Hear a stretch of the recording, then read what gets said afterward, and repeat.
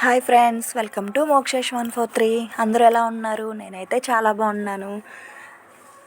ఇది మా పుట్టింటి గ్రామ దేవతలు అనేసి చెప్పాను కదండి, చింతాలం తల్లి ఆలయం అనేసి.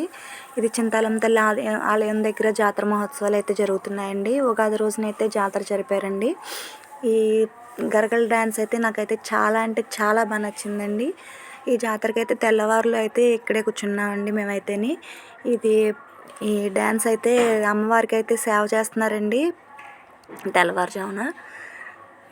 ఈ ఆలయం అయితే మా చిన్నప్పుడైతే అమ్మవార్లు అలా రాళ్ళ కింద అలాగే ఉంచేశారండి. మాకైతే మా పెద్దవాళ్ళు చెప్పడం అయితే అమ్మవారికి నోరు కట్టేశారు, ఏమీ చేయము అనేసి అనేవారండి. మా తర్వాత చిన్నపిల్లలు అయితే చిన్నగా పందిరేసి అక్కడ అమ్మవారికి పూజ చేసి అలాగా చిన్న చిన్నగా చేసుకునేవారండి. అలా వాళ్ళని చూసి పెద్దవాళ్ళు అయితే పూనుకుని అప్పుడైతే పెద్ద జాతరలాగా అయితే చేస్తున్నారండి. ఈ జాతర అయితే ఉగాది రోజున అయితే చేస్తున్నారండి. చాలా అంటే చాలా బాగా జరుపుతున్నారండి.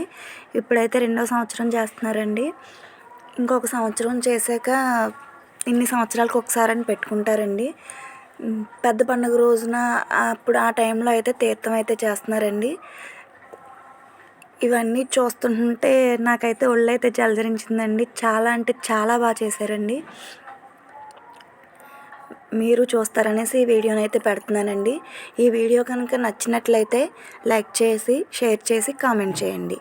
కొత్తగా నా ఛానల్ ఎవరైనా చూస్తుంటే సబ్స్క్రైబ్ చేసుకోండి. ప్లీజ్ సపోర్ట్ చేయండి. Thank you.